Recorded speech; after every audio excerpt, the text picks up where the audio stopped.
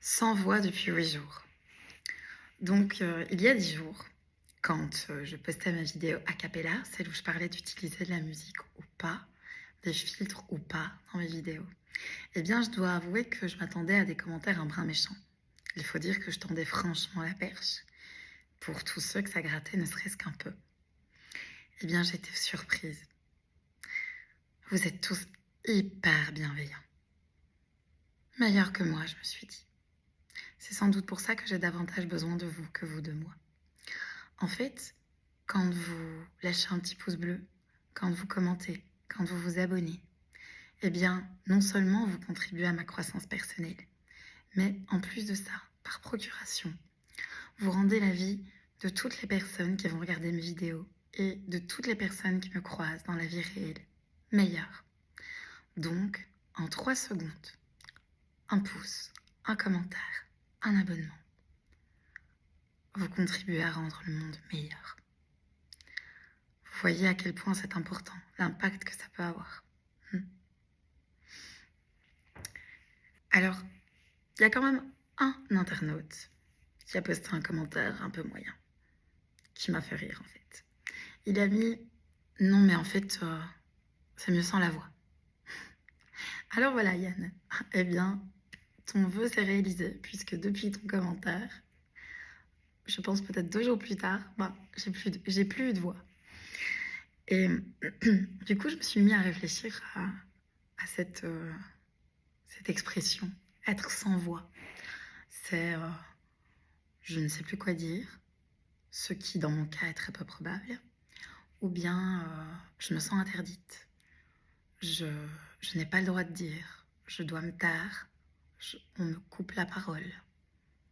Ou je sais pas trop en fait. Si c'est dû à du stress, de la fatigue, un événement traumatisant ou peut-être un peu de tout ça. Mais ce qui est sûr, c'est que ça m'est arrivé plusieurs fois dans la vie. Et d'ailleurs, ça m'intéresse que tu mettes en commentaire si toi aussi, tu t'es retrouvé à faune à un moment donné et dans quelles circonstances. Et puis d'ailleurs, si tu as un remède miracle, eh bien ça m'intéresse aussi.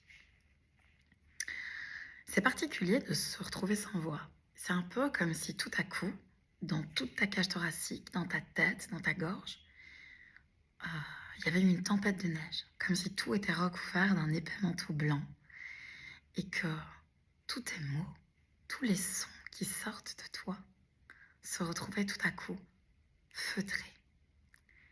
Et évidemment, parfois, tu te retrouves obligé de parler. Alors tu chuchotes. Et c'est marrant parce que du coup, tout le monde autour de toi se met à chuchoter. Alors c'est encore plus marrant avec les enfants. Regardez mes élèves. Pas plus tard qu'hier, un élève de 6 ans, il me dit « Madame, pourquoi tu dis comme des secrets comme ça ?» Et moi je ris et je lui explique que je n'ai plus de voix. Et alors là il me regarde et il fait « Quoi ? Mais pourquoi ? Pour toujours ?» Et alors moi je lui explique que je ne sais pas mais que non, que ce n'est pas pour toujours. Enfin, j'espère. Et puis, on arrive en classe et là, ils chuchotent tous. Les 20 enfants qui d'habitude me donnent mal à la tête à force de parler tous en même temps et très fort, ils chuchotent. Et puis il y en a un qui dit à un autre, tu sais, tu peux parler normal, hein. C'est sa voix qui est partie, pas la tienne. Alors là, moi je ris encore. Et je me dis que pour tous ces enfants-là, qui ne sont pas les miens, j'éprouve un amour tellement fort que ça me donne les larmes aux yeux. Je me sens heureuse.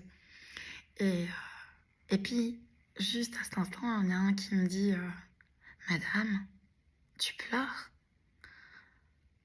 Et moi, je ris encore. Et alors, un autre lui dit « Mais non, tu vois bien qu'elle rit. »